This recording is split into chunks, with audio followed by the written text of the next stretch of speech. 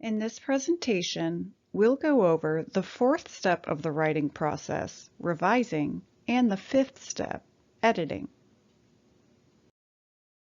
By the end of this presentation, you should be able to define revising and editing and understand the differences between the two, revise an essay by redefining your purpose, redefining your audience, reshaping your structure, and restructuring sentences and paragraphs, and edit an essay by checking for errors with sentence structure, pronouns, verbs, and words that are often confused with each other. After you've drafted your essay, the next step is revising. When I ask students what they think about revising essays, I often get answers like, "I already did the best I could with my first draft." Even worse, some students see revision as a punishment for not doing well on their first drafts. Let me dispel this myth for you.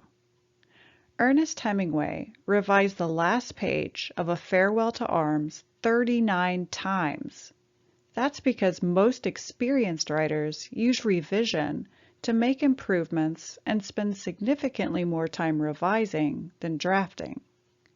What you see in published textbooks, novels, poetry, and almost every other type of writing is not a result of the writer's first drafts, but of careful revision through the adding, deleting, substituting, and rearranging of material until it suits the writer's purpose and audience as close to perfectly as possible.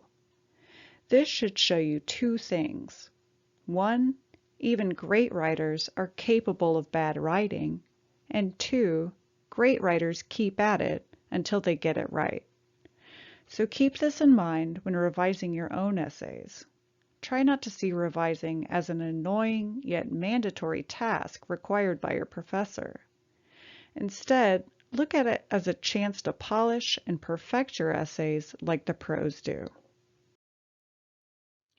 One way to revise your essay is to redefine your purpose for writing. One way to do this is to ask a friend or family member to look over your writing and check to see if the message they receive is the same as the message that you intended to get across.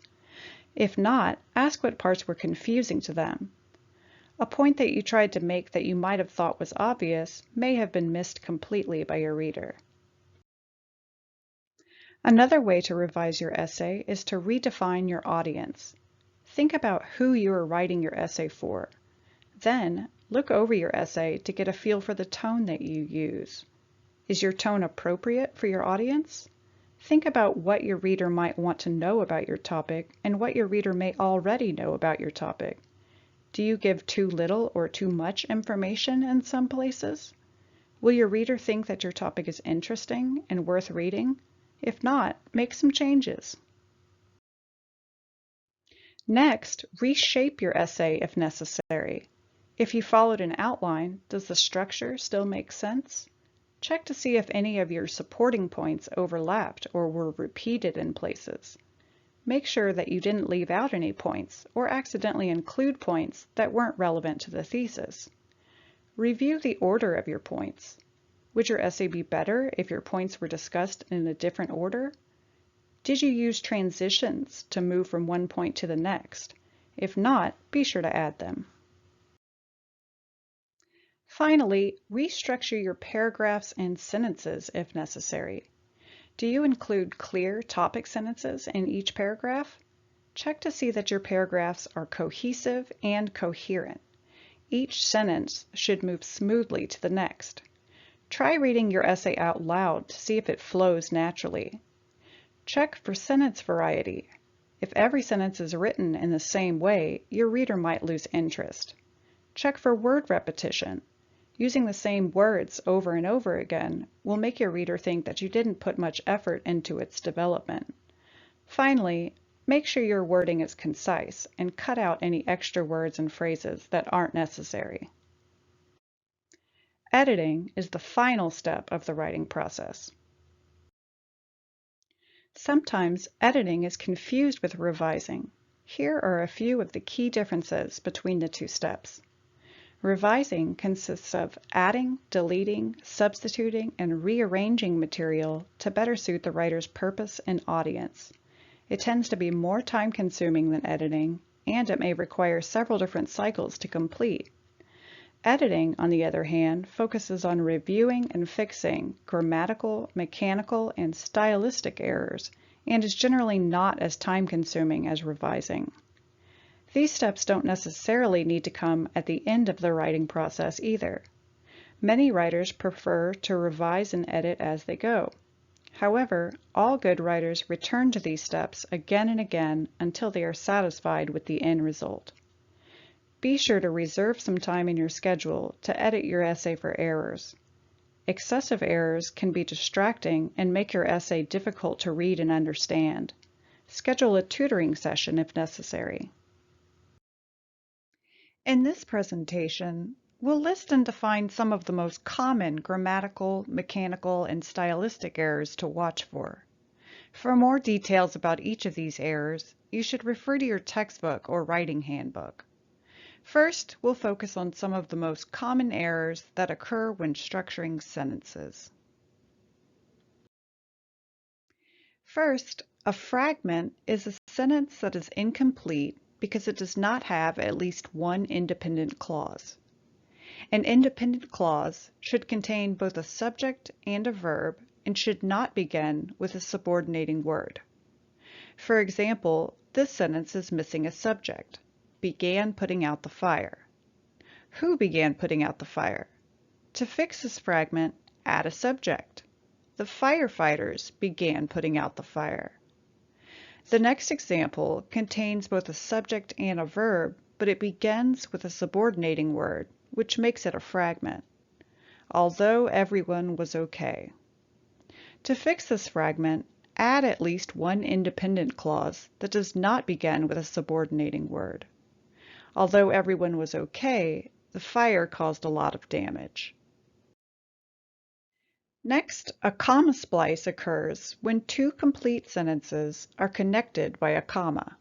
For example, the pool is open, comma, you have to have a pass to get in.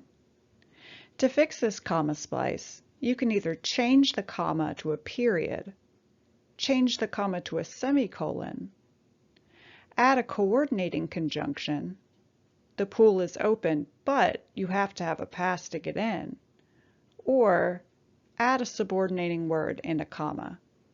Although the pool is open, comma, you have to have a pass to get in.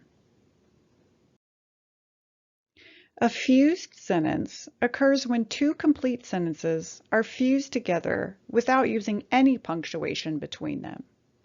For example, the pool is open, you have to have a pass to get in. Much like a comma splice, you can fix a fused sentence by adding a period between the two sentences, adding a semicolon between the two sentences, adding a comma and a coordinating conjunction, or adding a subordinating word and a comma. A mixed sentence is one that changes its subject or its grammatical pattern partway through, causing the reader to become confused. Here's an example of a sentence that changes its subject. One skill I envy is a person who doesn't need to study for a test. Here, the subject changes from a skill to a person. Since a person is clearly not a skill, this sentence needs to be reworded for clarity. One skill I envy is the ability to pass a test without needing to study. A mixed sentence may also change its grammatical pattern. For example, by wearing bell-bottoms, long hair, and tie-dyed shirts was how many people express their opposition to mainstream values. Here, the words was how are unnecessary and repetitive because the writer has already described how the people express their opposition by starting the sentence with the word by. When editing a mixed sentence, check to make sure you can clearly identify the subject and understand what's happening to whom. Reading your essay out loud can often help you spot mixed sentences. Next, we'll talk about some common errors with pronouns.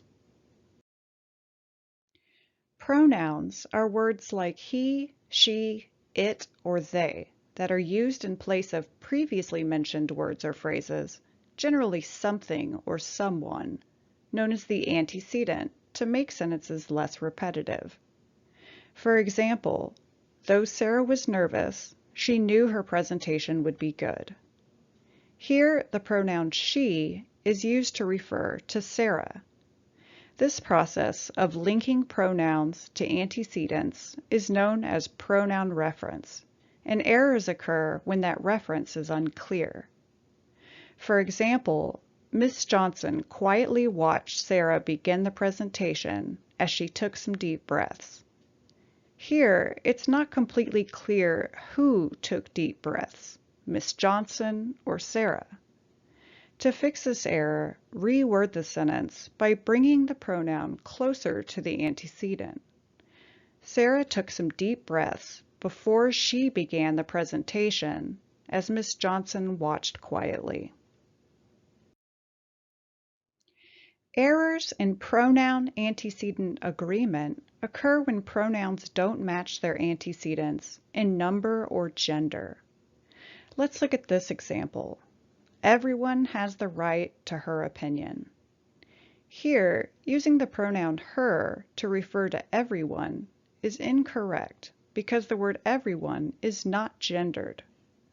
One way to fix this error is to reword the sentence to use plural nouns and pronouns. People have the right to their opinions. Another option is to use his or her. Everyone has the right to his or her opinion. The last option is to use the singular they. Everyone has the right to their opinion. Although they and their are technically plural pronouns, the singular they, including they, them, and their, have become much more common and accepted because they don't exclude people who prefer to be referred to by gender-neutral pronouns rather than gender-specific pronouns like he, him, his, and she, her, hers. However, keep in mind that though the usage has been changing, the singular they is not always accepted in academic writing.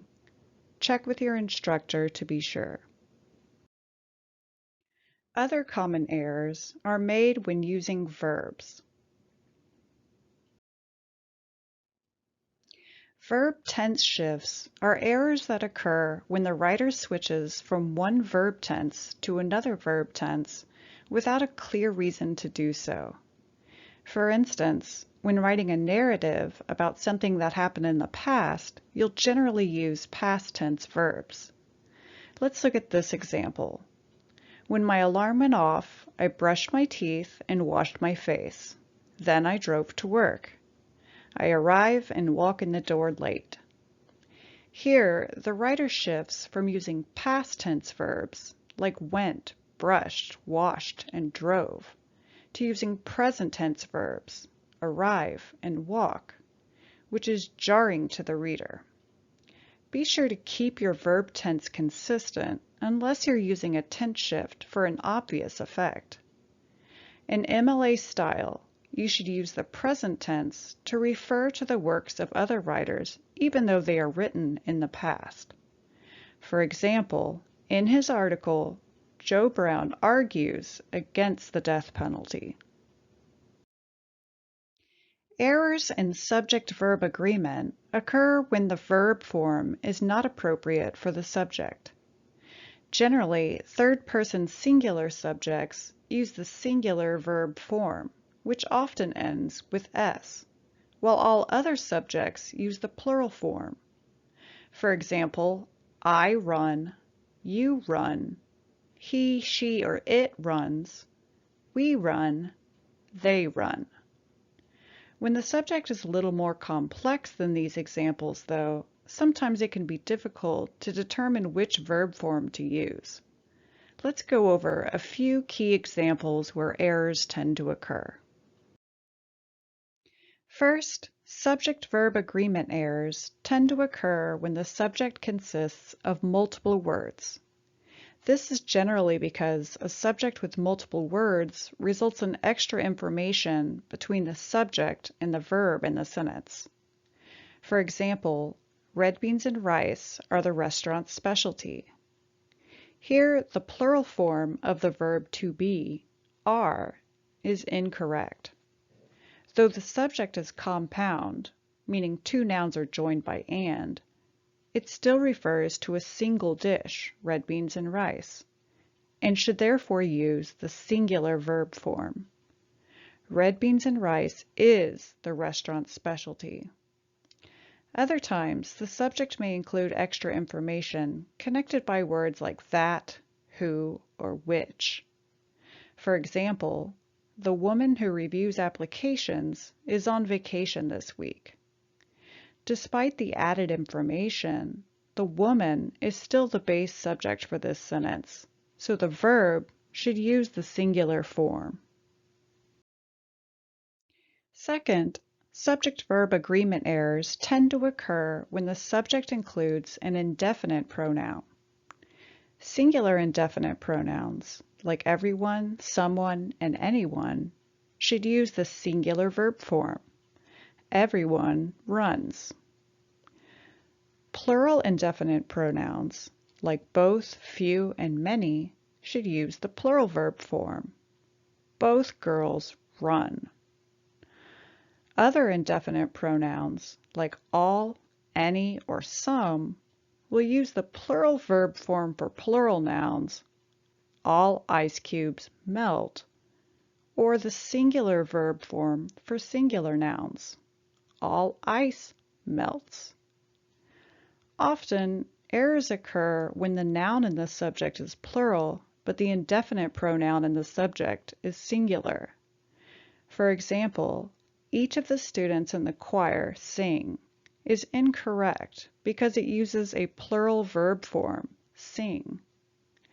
Though the noun students in the subject is plural, it begins with a singular indefinite pronoun, each. Therefore, the verb should take the singular form. Each of the students in the choir sings. Finally, many errors occur when using words that are often confused with other words. We'll go over some of the words that are most commonly confused in this presentation, but there are many more besides these. Be sure to refer to your textbook or writing handbook for more examples. Because they sound the same, there, and there are often misused. The first is a contraction used for the words they are. For example, they're going to the movies. The second is a possessive pronoun used to show that something belongs to someone. For example, their popcorn was burnt. The third is an adverb used to indicate either a place, as in there's the theater, or the existence of something, as in there are two famous actors in the movie. If you have trouble using these words properly, start by checking to see if it can be replaced with the words they are in the sentence. If so, use the first option. If not, check to see if your intention is to show possession, the second option, or to indicate a place, the third option. If it's none of these, you should use the third option to indicate the existence of something. It's with an apostrophe and it's without an apostrophe are also misused a lot. The first includes an apostrophe because it is a contraction used for the words it is. For example, it's important to check your writing for errors. The second is the possessive form of the pronoun it. If something belongs to it in your sentence, do not use an apostrophe. For example, its true meaning is only found with careful study. The words of and have may sound very different from one another when pronouncing them separately, but they are often confused because have sounds an awful lot like of when it's shortened and used in contractions like would've, could've, or should've. To check for this error, try to change your sentence into a question. For example, you should have asked for the recipe can be reworded as a question using have. Should you have asked for the recipe? But of wouldn't make sense. Should you have asked for the recipe? Finally, your with an apostrophe and your without an apostrophe are often confused. In the first option, an apostrophe is used as a contraction for the words you are, while the second option is used to show possession. For example, you're going to get an A on your paper. To check for this error, replace the word with you are to see if the sentence still makes sense. If it does, go with the first option. Have you noticed a pattern here?